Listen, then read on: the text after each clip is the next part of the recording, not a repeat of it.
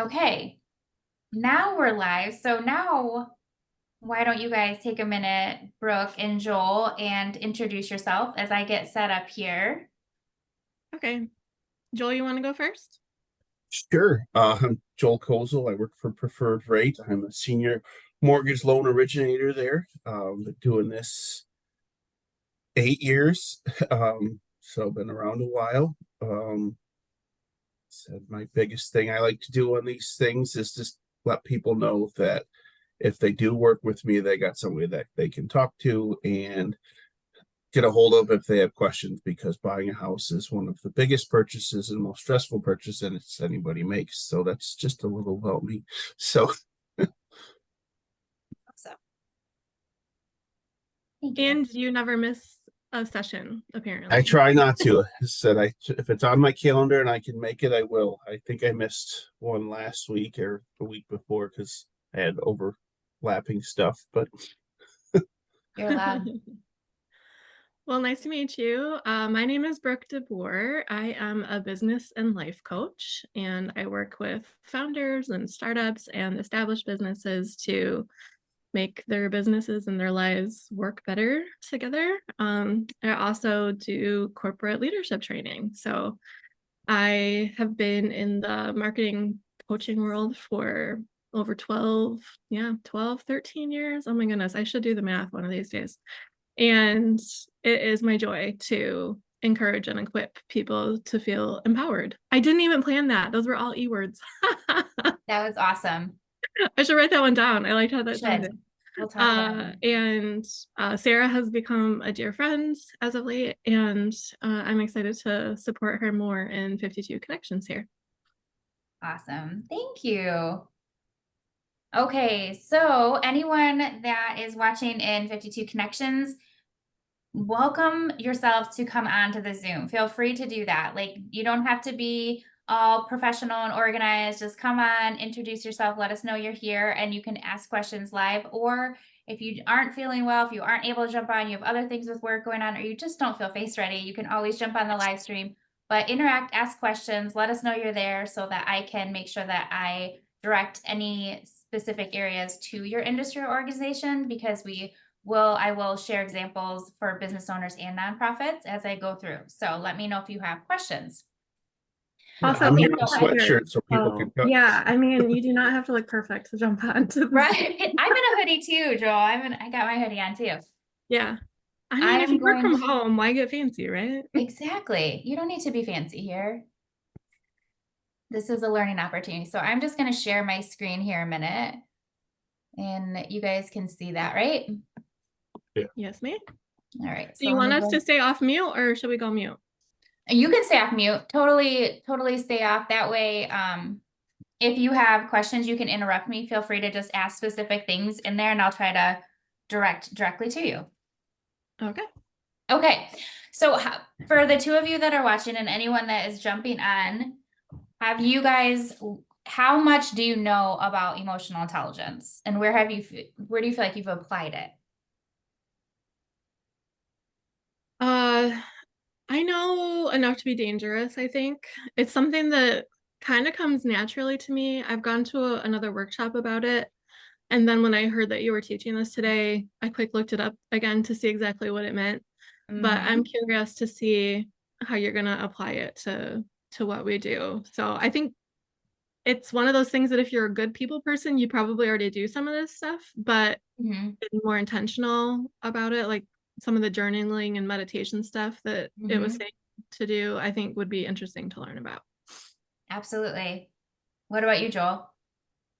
It's not something I would think I knowingly do, but I try to be as calm as I can when talking to people. I'm not usually overly outward emotional, so um, Yeah. I said that I wouldn't think I knowingly knew I was doing it if I am doing it.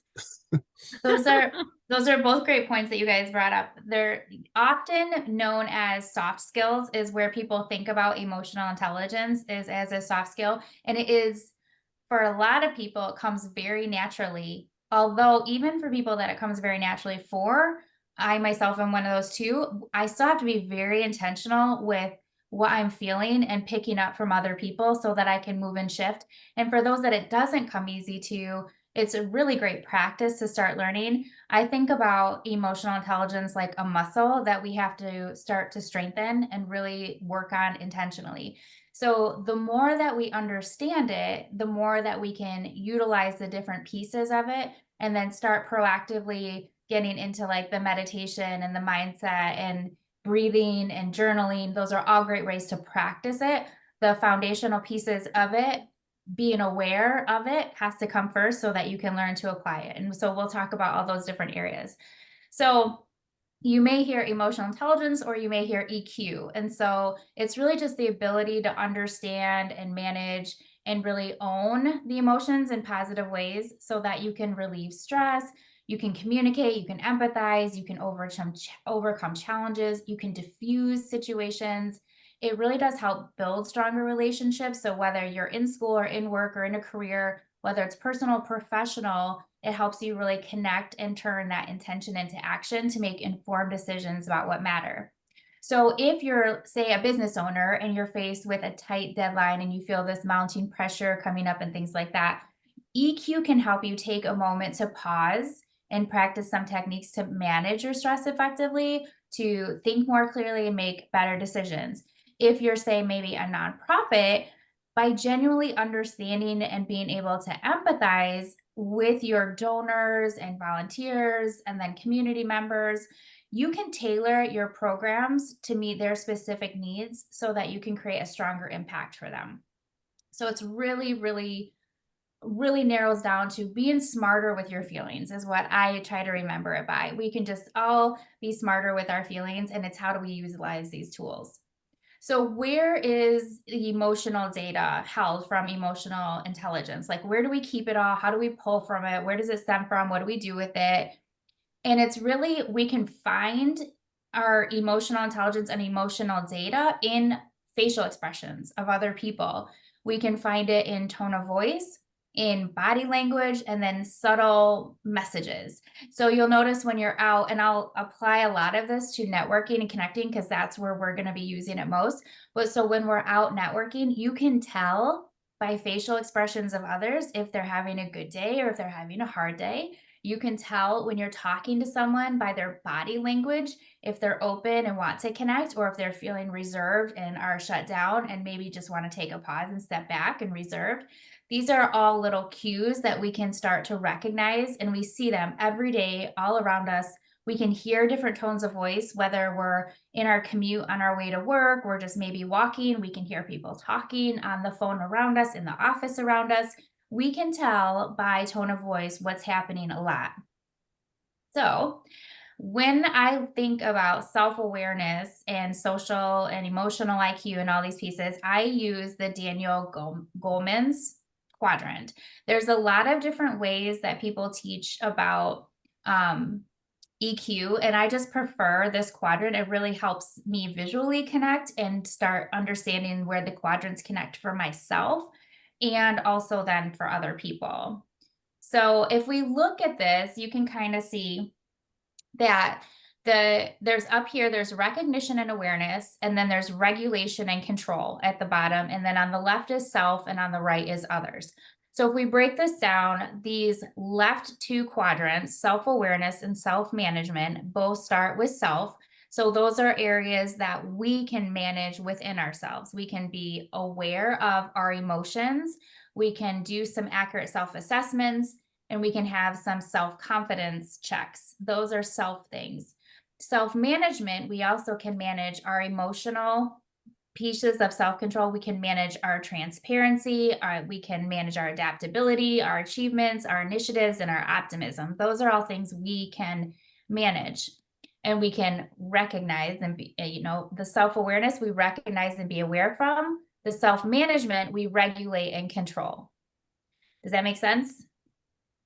When we look at the social awareness at the top, this is something that is for others. We are aware of others. So we are aware of empathy. We are aware of the organizational things around us. We're aware of services around us. We can empathize.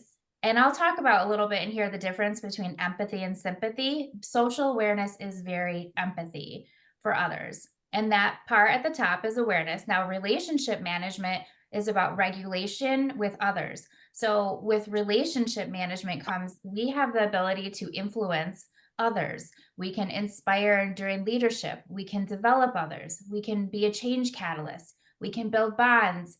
Conflict management is regulation control for others, and then teamwork and collaboration. This is where we bring others in. So on the things on the right, any questions on that? No. How that kind of works? Okay. So, and we'll get into that a little bit more. So basically, let me go to the next slide here. When we break this down, self-awareness is where you recognize your own emotions and how they affect your thoughts and behavior. You know your strengths and your weaknesses, and you have self-confidence. So let's see, I'm gonna call on you, Joel, for this one. I'm gonna have you go through something with me. So in the ways of Uh-oh. networking, because this is a continuous cycle here that we do all day long. But typically what we do in these steps 1 through 7 is if we aren't aware of EQ, we tend to do number 1 really well, and then we do number 6. We skip 2, 3, 4, 5, and 7 because we aren't aware of how to do these things. So I want you to think of yourself going into maybe a networking situation where you are going to be going to a room full of people and maybe you don't know all those people. So I want you to sense what that emotion is for you and then tell us what that is. What the emotion for me in a Yeah. room full of people that I don't really know, Yeah. wanting to find the dark corner I can stand in until I find somebody that maybe I can talk to. Okay, so fear. Yeah. Okay, so fear is, and that's a very real feeling. And I chose you for a reason because I know that that's there for you. And so I'm going to walk you through this. So first step is sensing that emotion. So when you sense fear, what does that feel like for you? Oh, What in happens to in you? that situation, Mhm. it's more. I mean, it's just. I guess it's anxiety. I mean, like I said, it's knots in the stomach. Yeah, almost Okay, nauseousness for me. And good. yeah, um, and it's just, yeah, trying to get myself out of my own way is what I usually am trying to work through. So, Okay. So you tend to feel knots in the stomach and nauseous are two feelings that you feel. Some people experience like sweating or they turn really red or things like that. So the first thing to do is if you get knots in your stomach and you feel nauseous or you start to feel hot or sweaty or things like that, the first thing is to acknowledge that you're feeling those things and start, oh, I'm feeling a little nauseous, or oh, I have this knot in my stomach. And then identify some more facts. Oh, I'm starting to feel a little flush, and this room is getting really dark, or I want to go hide in the corner, and I'm starting to feel anxious, right? There's facts that go around that, and then accepting that feeling, like I am feeling anxious right now, and I'm okay. Like that's okay. Like this is uncomfortable, but this helps me grow. I know why I'm here. I'm here on purpose. I got myself in the car and I drove myself here. I want to be here and I'm okay with this, right? It's not going to last forever. It's going to be over in an hour. So those kinds of accepting the feeling, reflecting on why the emotion shows up in that moment. So notice what other feelings are present or came before and ask yourself what its purpose could be and what it's communicating. So maybe for you, other things that happened before is maybe you had to rush to networking and get off of you were on a call with a client or a customer and you were really in the middle of helping them through something. And then you knew you had to be at this networking event because you had a role there as an ambassador, right? For a chamber, you have a role in some of these networking events.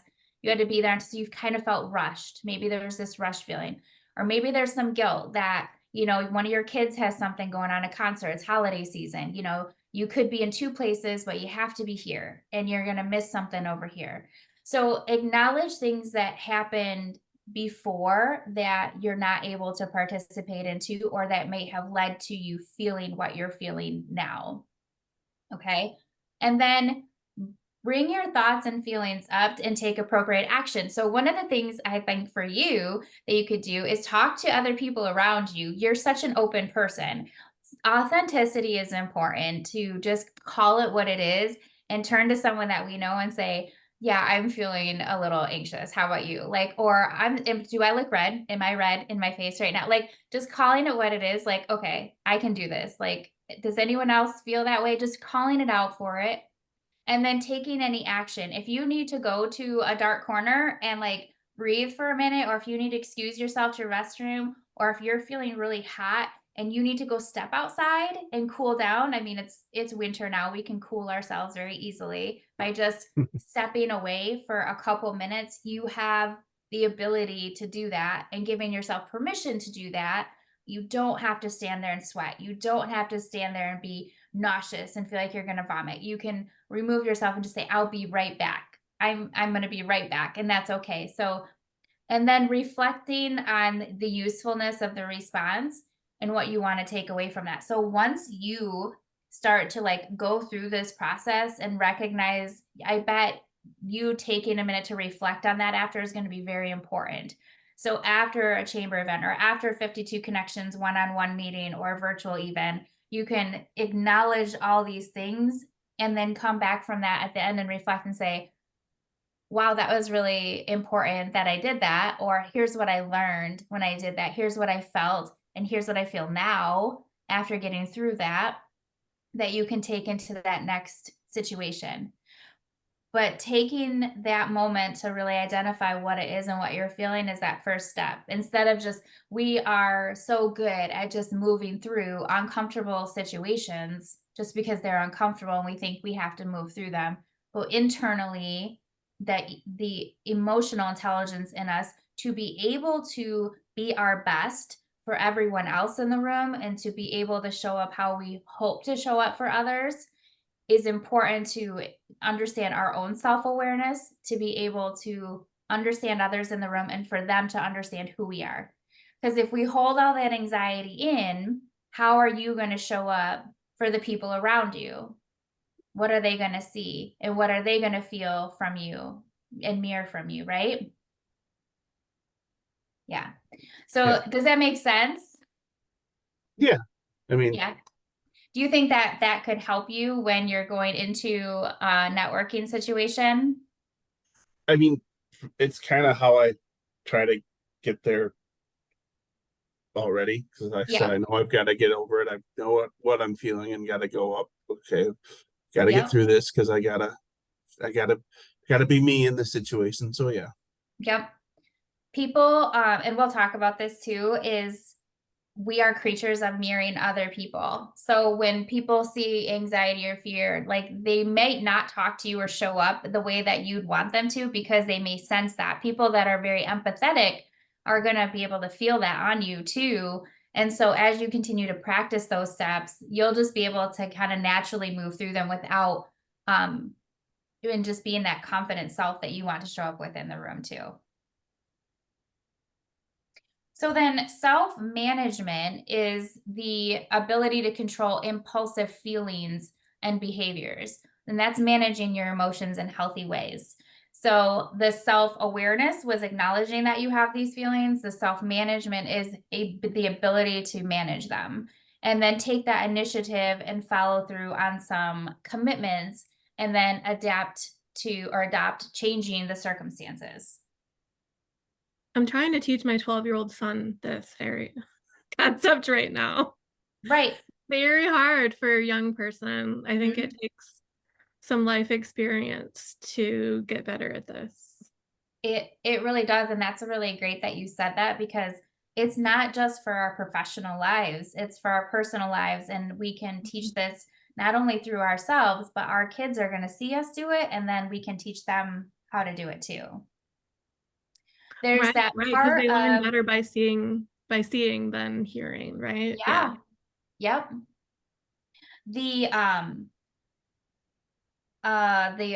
Oh gosh, I'm always going to say the word, the amygdala, Oh, amygdala. Amygdala, the I know part what of you're your talking brain. about. I don't Yes, know how to say it either. and I'm going to show a picture of it too. But it's like that area of the brain is Amygdala? responsible.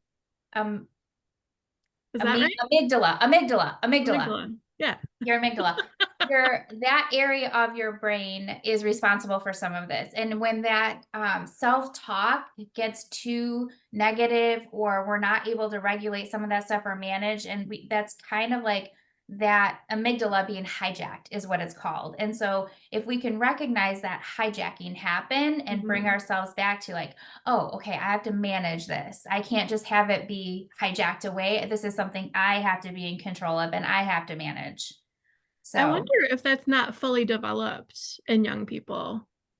it's not yet. No. In through puberty, especially as we get into puberty, like that area of our brain just like who Jeanette was talking about this as a teacher. She was talking about how during puberty, like remember Joel, our ability to like learn math is just shot out the window, and we should just like not even pressure our kids during puberty. For That's what real? I took from it. Like, don't do math during puberty. That's Oh, that but makes so much sense in my past.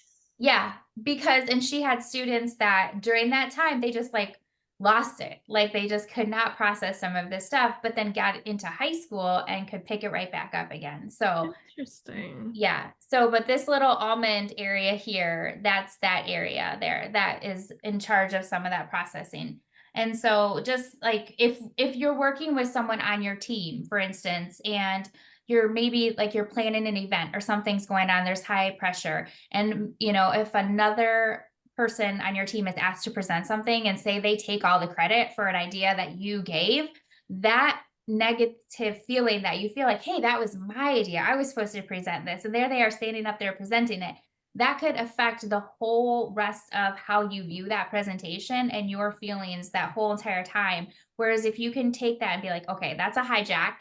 Like, I can't let this take over because that's a really feeling that I'm now having to manage that agitation or jealousy or anger or whatever frustration. We have to manage that and hone that back in because we're part of a team and part of that whole thing. So we can get focused on things that are unfair. We can like hone them in sometimes too. So just an example for that. Let's see. So the next slide, social awareness. So this is where empathy comes in. And so this is when you have empathy, you can understand emotions, needs, and concerns of other people. And you can pick up on emotional cues. You can feel comfortable socially, and you can recognize power dynamics in a group or organization that are there too. So empathy can come in very handy when you pick up on some negativity. You can be that catalyst that can help kind of manage some of that. But also empathy, you also feel a lot of things. So you can feel the good and the bad when you're empathetic. But we're going to talk about a little bit what that looks like too. And I'm going to have you guys watch a video on that I found. Social awareness is funny because when we're empathetic, we can tend to, if we do it right or wrong, like we can pick up on the wrong cues of people. If you look at the image of these two people, they are exactly mirroring each other in their body language. But he could be thinking while talking to her, man, she looks a bit irritated at that last remark. And if you look at her, you could think she does look a bit irritated, right? Or he might be saying, maybe I'm boring her. And looking at her, I could think she's bored, right? She looks a little bored. She's just kind of drawn out. Or, oh, she really seems to enjoy that concept now. And again, looking at her, I could see she's enjoying the concept. So you really have to dig into the social awareness pieces. Body language is so important. When you think about if someone's crossing their arms, both of their arms are open, which means they're engaged in conversations with one another. They're both making eye contact. Their bodies are actually framed in towards each other. If you're talking to someone and the person that you're talking to frames away from you, then they're waiting for an exit. But if they're framed in, they're engaged. If someone's talking to you and or if you're talking to someone and they're looking around the room while you're talking and not making eye contact, they're ready for an exit. And so these are things that we can tune into and start acknowledging with people. Their arms, you could say, are somewhat crossed, but yet the openness in their arms is saying that they're engaged and open to accepting more from the other person. So being socially aware is just really important to read scenarios. So I have a video that I want to share with you guys that I found was really cute on empathy. So let me, if I can minimize this and play this. This is from Brene Brown. Oh, I love her. Yeah, this explains the difference between empathy and sympathy very well. And knowing this is a game changer for all networking and connections that you will have. So what is Wait, empathy? can you guys hear that? I think I have to actually share my sound. Turn Maybe it up a little bit. you could hear it though. Yeah, it was just really quiet. Okay. And why is it very different than sympathy? Empathy fuels connection. Sympathy drives disconnection. Empathy, it's very interesting. Teresa Wiseman is a nursing scholar who studied professions, very diverse professions where empathy is relevant, and came up with 4 qualities of empathy. Perspective taking, the ability to take the perspective of another person or recognize their perspective as their truth. Staying out of judgment, not easy when you enjoy it as much as most of us do. Recognizing emotion in other people and then communicating that. Empathy is feeling with people. And to me, I always think of empathy as this kind of sacred space when someone's kind of in a deep hole and they shout out from the bottom and they say, I'm stuck, it's dark, I'm overwhelmed. And then we look and we say, hey, you climb down. I know what it's like down here, and you're not alone. Sympathy is, ooh, it's bad, no, you want a sandwich? Empathy is a choice, and it's a vulnerable choice, because in order to connect with you, I have to connect with something in myself that knows that feeling. Rarely, if ever, does an empathic response begin with at least. And we do it all the time, because you know what? Someone just shared something with us that's incredibly painful, and we're trying to silver lining it. I don't think that's a verb, but I'm using it as one. We're trying to put the silver lining around it. So, I had a miscarriage. Oh, at least you know you can get pregnant. I think my marriage is falling apart. At least you have a marriage. John's getting kicked out of school. At least Sarah is an A student. But one of the things we do sometimes in the face of very difficult conversations is we try to make things better. If I share something with you that's very difficult, I'd rather you say, I don't even know what to say right now, I'm just so glad you told me. Because the truth is, rarely can a response make something better. What makes something better is connection. That's so true. I know it's a very powerful so I really like that one, because I think of how many times I've been like, well, at least, just trying to silver line it and try to, so it's really important to understand that empathy is emotional intelligence. Sympathy is not. So really focusing on the empathy instead of the sympathy for people. Empathy is connecting, and it helps you connect better. I think I learned a lot about this when close friends lost their child and they were grieving. And I remember Googling, what do I say to them? Because I was afraid to say the wrong thing. And I ended up getting some books on grief and how to handle a friend that's gone through something really, really difficult. And I think that's a lot of emotional intelligence, is learning how to just sit beside instead of trying to fix. And that applies to everything in our lives, anything hard. It 100% does. That's exactly it.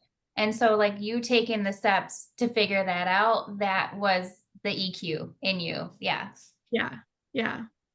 But a lot of people do say the wrong thing, and they don't even know they're saying the wrong thing. And then they're not aware that they created a divide by trying to fix. Right. Yeah. Unintentionally. Yeah. And people know the difference. People know if you're unintentionally doing that, or if it's, if it's still meant for good. People do recognize that, even if you say the wrong thing, and there's Yeah. like, that was not intentionally to hurt. Sarah just didn't understand. And there's a Yeah. maturity part of that, and just knowing, like, you've been in the wrong situations, you've said the wrong things, so now you've Yeah. learned from it. So that whole piece on, like, the relationship management is really all those first three combined, and taking it. And so if you're really good at those first three concepts, then you're really going to be great at relationship management, because then you know how to develop and maintain the good relationships. You know how to communicate clearly. You can inspire and influence others, and you can work well in a team and manage conflict better. So it's kind of Mhm. like that end piece. So you can see with relationship management, it just comes into be like, it's that friendliness on purpose. Um, Sometimes that relationship management, like, people can do this really well with, again, with good intentions. And I've seen some people use the relationship management piece. They're really good at this piece, but they don't use it for good. And so it's really Mm. important that and I've seen it in sales and marketing. People can be really good at relationship management. They can be inspiring, they can be motivating, but they're not using those tactics for good. They're using them for, like, self-centered reasons over, like, others, inspiring others. It's Oh, more for I know self-serving. what you mean now. Yeah. Mhm. To get the sale instead of actually really caring. Right. Right. So it's Yeah. important to differentiate that and realize that the goal is always to help others first, over manipulation or self-interest when using these skills. So with that one, this quote is really great. For 10% of conflict is due to the difference in opinion, 90% is due to the delivery and the tone of voice. How many times have you felt like an angst on a text message? Like, oh, well, that was Yeah. rude. And it wasn't rude. It wasn't meant to be rude. It's just the tone of the text, or Yeah. and even if I was giving this presentation with a completely different tone, you guys would sense it. It's there's 90% of conflict happens from our delivering tone. So being really great at learning your body language, delivery, the tone of your voice, how you're coming off to people is important, so that they understand the openness of everything. Okay, so let's get into why emotional intelligence is so important. It's really not about being the smartest person in the room. It's not, that is not now what has been studied to make us the most successful. It's now the EQ instead of the IQ that professionals value, that personal relationships value, that networking and connecting values. When you're out if you're doing like a job interview, your employer or anyone that is looking at your resume is looking now at your EQ over your IQ. And they are giving you points, and those points make you hireable. So there are a lot of assessments that people use now to manage that. So just that's a helpful, it's very, very important. These are the ways that these are the areas it can affect. So it can affect your performance in work. High emotional intelligence can help you navigate social complexities in work, lead and motivate others. It can help you excel your career. And like I said, many companies now use that as a rating tool.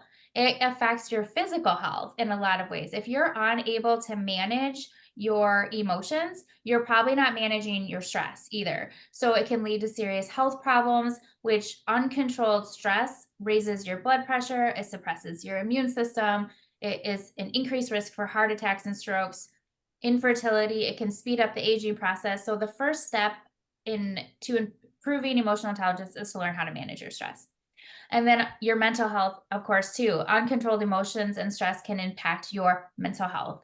So it can make you vulnerable to anxiety and depression. If you're unable to understand getting comfortable or manage your emotions, you'll also struggle to form strong relationships. And this in turn can leave you feeling lonely and isolated and further exacerbate mental health problems. So just as important it is to learn about these, it's important to apply them. So really understanding how this quadrant works for you, take it and put it up somewhere and study it a little bit more, so that you can like look at the self and others and the recognition and the regulation and start fitting in put in, areas in your life where you kind of see these different quadrants popping up will be important so that these areas stick with you. The professional benefits are big, obviously. By understanding and managing our emotions, we can relieve stress and communicate effectively with our colleagues. A high EQ positively affects our workplace. It allows us to overcome challenges and work as a team. It can, furthermore, it helps our ability to empathize with others and then help diffuse conflicts and foster supportive work environments. So if you think about this picture as a real scenario happening, maybe in this picture, this is a team and they're working on a tight deadline, like the example I gave in the beginning. And this project that they're working on has like diverse, complex pieces to it. And so everyone's kind of working on something different. As the deadline comes closer, maybe stress arises, and we'll call this guy in the front here, we'll call him Alex. And maybe Alex begins to show some frustration. Maybe he starts snapping at the other people in the room over minor things. If we apply emotional intelligence in action here and start with self-awareness and self-management, what that would look like in application is you begin to recognize your own rising stress in that situation from Alex. You see him stressing out and you recognize you start stressing out a minute. So you recognize that and you can take a moment to calm down, maybe take a couple of deep breaths and start to maintain your composure as you start to de-escalate yourself. Seeing his frustration, you can decide to address the situation calmer rather than act defensively about it. The social awareness piece that comes into play is where you observe Alex's behavior is out of character for him. It doesn't seem anything like what he's normally doing. And it indicates probably high stress versus animosity towards others, right? You can recognize that. And then maybe you also notice from the social aspect that the team members are becoming uneasy with Alex's situation too. So their performance can be hindered because of this. So again, recognizing that. The relationship management part of this where you put into action is then you approach Alex privately. You can acknowledge that the stress is there and you can offer support and you can ask if there's anything specific that's causing it for him that you may not have noticed. And then even above that, during a break, you could even facilitate a little relaxation exercise or openly discuss and acknowledge that stress is present and it's affecting and it's because of the deadline, and call it out what it is so that everyone can feel open instead of overwhelmed, right? So the outcome of that is that your team is going to feel more connected and they're going to feel more understood. They're going to be able to work more collaboratively. They're going to be more supportive in their work, feel more supported in their work environment. And they're going to probably successfully meet that deadline together with a higher quality of output because it was all managed effectively. So does that make sense how just those quadrants put into action can completely transform a situation? So really start thinking about times where you can be aware of that and use those quadrants to kind of analyze what's happening and shift a potential negative situation to a very positive and transformational situation. So for personal benefits, we can see that in our lives, emotional intelligence is essential for success and overall well-being. It enables us to become more self-aware, to better understand our motivations and identify our strengths. Then we can make more informed decisions, set goals, maintain healthy relationships with others. So a high EQ directly contributes to all these areas to be able to handle the ups and downs with that level of resilience in our personal lives as well.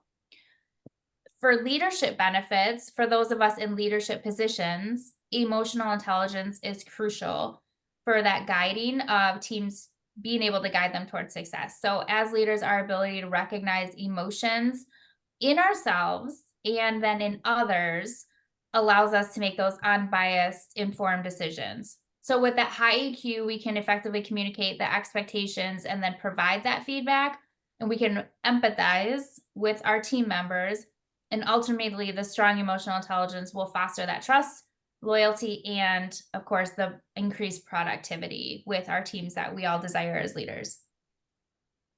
So, ways to improve self-awareness. So, here's where we get into like how to practice it. We want to practice mindfulness meditation. And I know for me personally, when I think about meditation, I'm like, well, snooze, like I don't want to fall asleep. It sounds boring and daunting to me, but the more that I've started practicing meditation, it's very inward focus and self. And I start to process and think and feel things differently than I would have if I hadn't paused and given myself a moment to be present in the moment. So it's really important to do that, to take that break and to ground ourselves and find something that we can ground ourselves in. We can reflect on our emotions regularly. So this could involve keeping an emotions journal, like Brooke mentioned, asking ourselves why we're feeling the way we're feeling throughout the day. So just sometimes even our own feelings, you think that they'd be clear and we know why we feel them, but sometimes there's a very deep root of why we feel something that we have to really step back from and process. Okay, what is this really about, Sarah? Why are you really feeling this way? Because it seemed like it was just about blank, but I kind of feel it's more about blank blank. It's probably something deeper. Sometimes in order to get to that, and I went to a conference this weekend actually with one of our new members, Adrienne Jamal. She led a conference and they had someone that was doing hypnotherapy presenting on that, and it was awesome. I'm actually going to have her come in and speak about it because she put us through an activity that I felt was so perfect to share today with you guys. She had us do an activity where we just kind of laid on the ground and found some quiet, and Really? we had to think about when we were younger, what was an activity or something that we found a lot of joy in? Where did we feel the most like ourselves? Where did we feel free? What did we enjoy doing? And for me, it was climbing trees and roller skating were two things that came up for me. And she had us go through that exercise.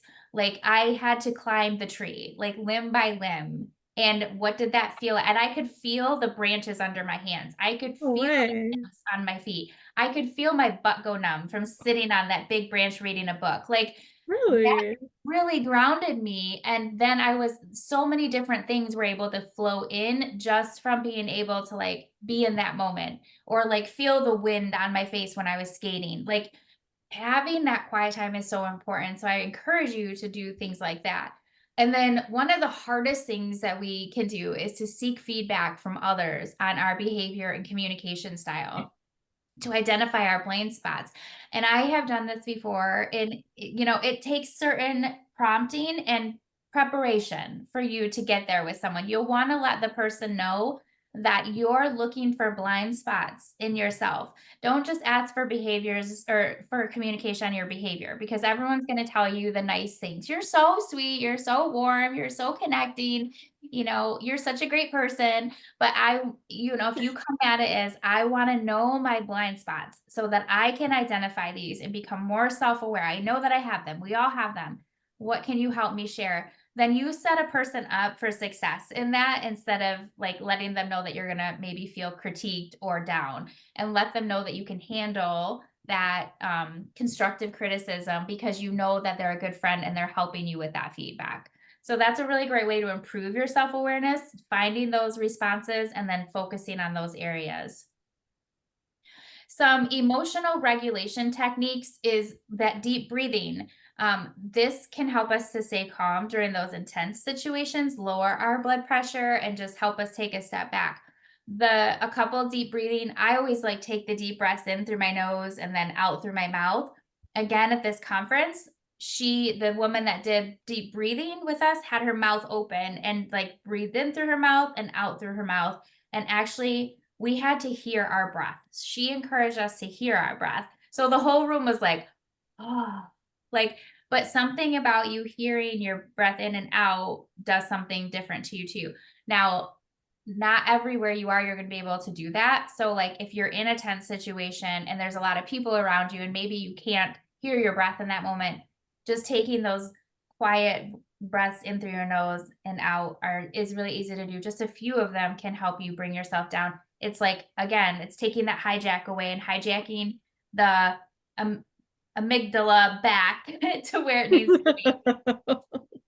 And then that cognitive restructuring, that involves changing our thoughts and our beliefs and our attitudes to promote better emotional management. So it's just taking that time to say, okay, this is a thought that kept coming up for me. It was a negative thought. I didn't like that thought. Where does that thought come from? Why am I having that thought? What's the deeper root of it?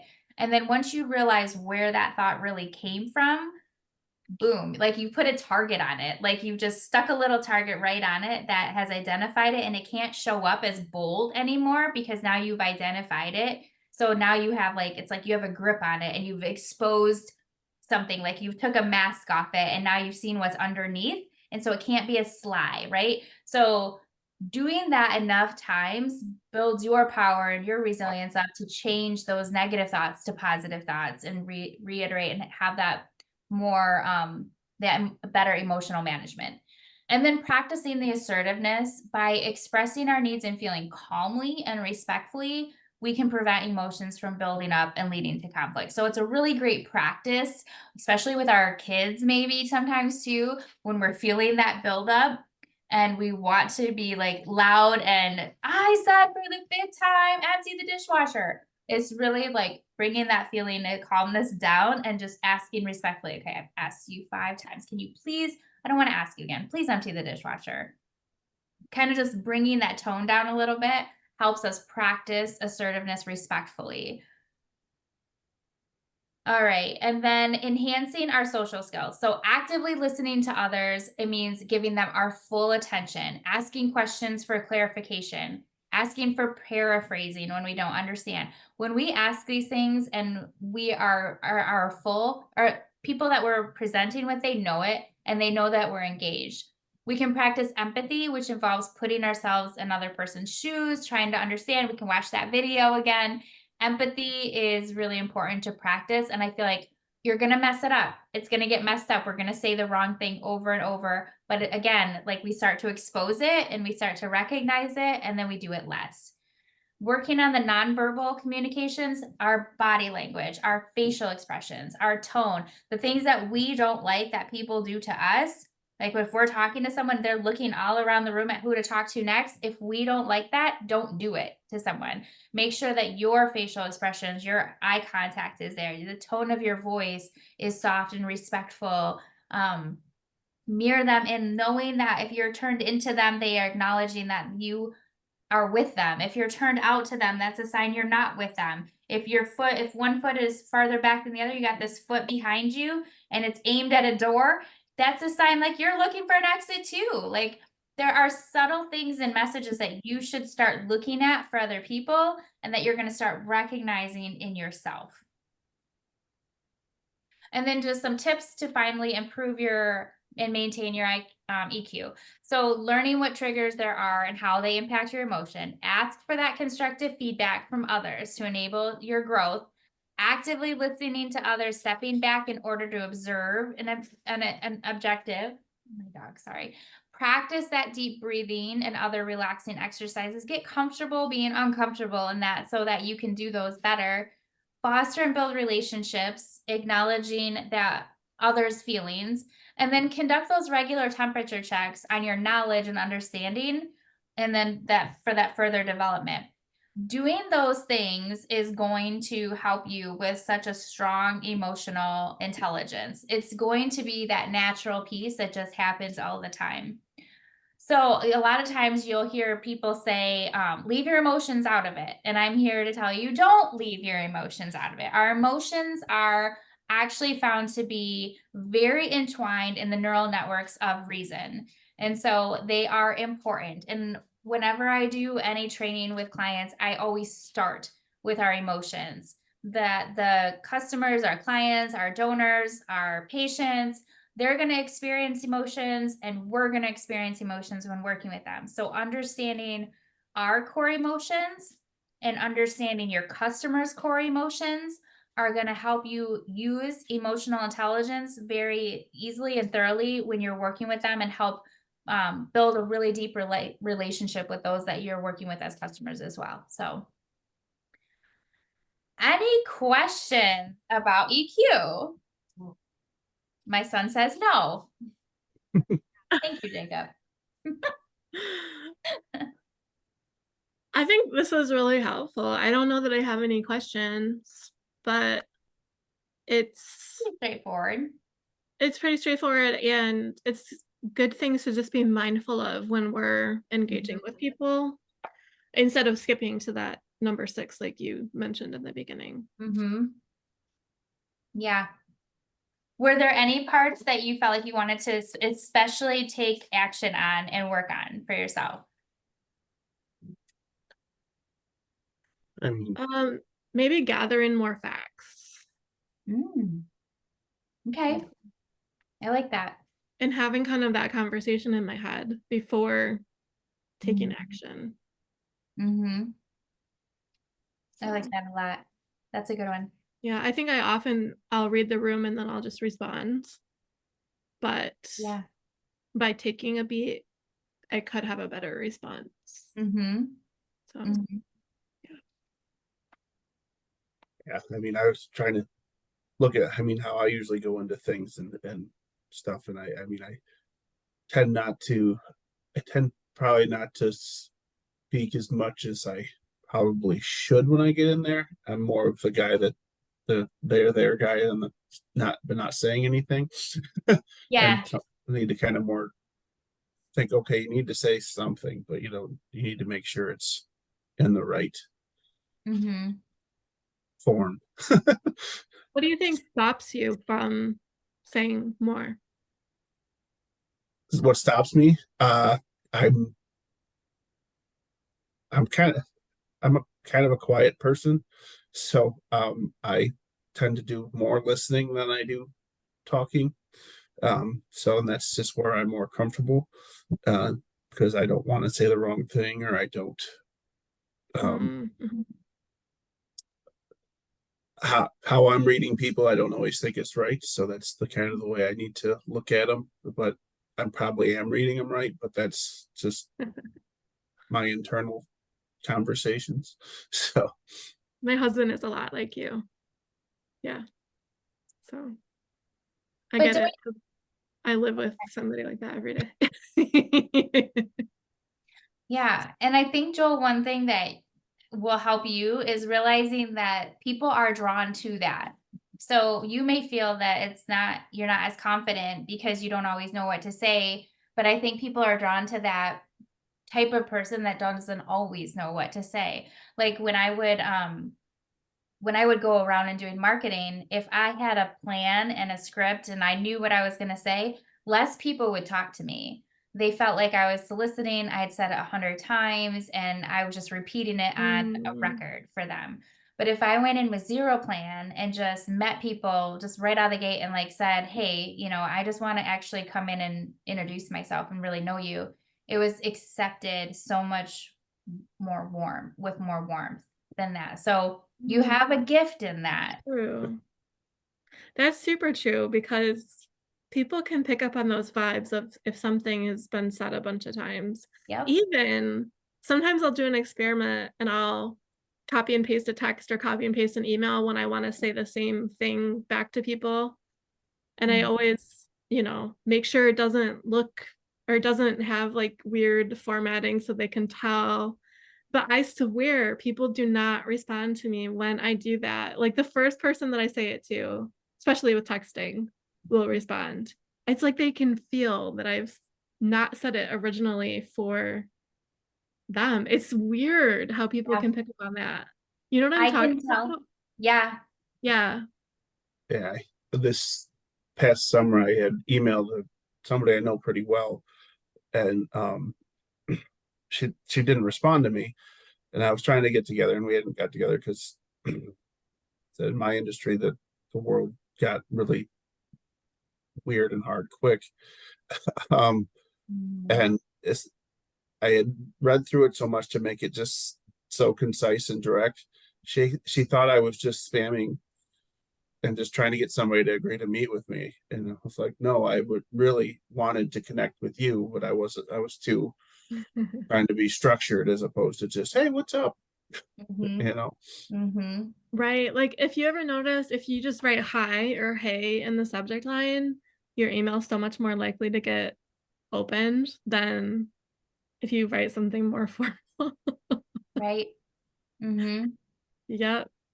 Yeah. It's true. I can tell, No, and it's not yeah. appealing when I get messages that are like scripted out. It's not at all. I know. Well, I think we can just feel if it's not directed exactly towards us, if it's too Mhm. boilerplate.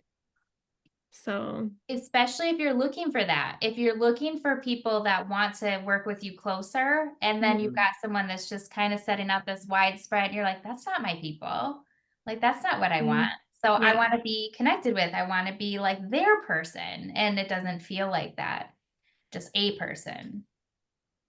Yeah, there's something about that personal invitation. And you can see that across many different things, inviting people to an event, if that's a Mhm. personal invitation and they can Mhm. feel that that you want them specifically. It's a lot different than, "Hey everybody, you want to come to this thing?" Yep. So, I Yeah. think that comes back to emotional intelligence too, Yep. and especially people our age that kinda grew up with the internet, we have a special filter for this stuff that you can't I can't put my finger on it, but we just have this knowingness of, Mhm. is it a mass thing or is it singular? Right. Yeah. So, our I, parents, they have no idea, you know? no, That's why no. they fall for scams and people wanting them to send gift cards to I do Right. know that, That's true. but there's something about that that is a special filter that we have because we grew up with the internet, I think. Yep. That's why I think the relationship type marketing and the networking with a method of being kind and considerate and focusing on the connections and the people is so important for this group, because we can take it to, we need to, I wish we could just get rid of Facebook sometimes, like, and just the whole internet thing altogether, and just get back to like talking to people and networking in a more personal way altogether, going inside businesses and shaking hands. Like, Yeah. that's the kind of networking and building relationships style that I like. And so I think that needs to come back. So Well, and I think many people feel that way. You're not alone. So, the sure. world is yearning for that again. We Mhm. got good at the online thing, but we need to bring it back to just people and personal invitations. Mhm. Mhm. So, Okay, so I'm gonna stop live streaming because I just realized I'm still live streaming the group. So I hope you guys are all enjoying our conversation. But you know what this does is it allows everyone watching to get to know a little bit more about Brooke and a little bit about Joel more personally, instead oh, of just, about the presentation, but who they are a little bit deeper. So thank you guys for sharing. And thank you everyone that watches at some point in your day or in your week. And if you have questions, let me know. And we'll just continue to focus on EQ throughout our networking and connections. So I'm going to end the live stream.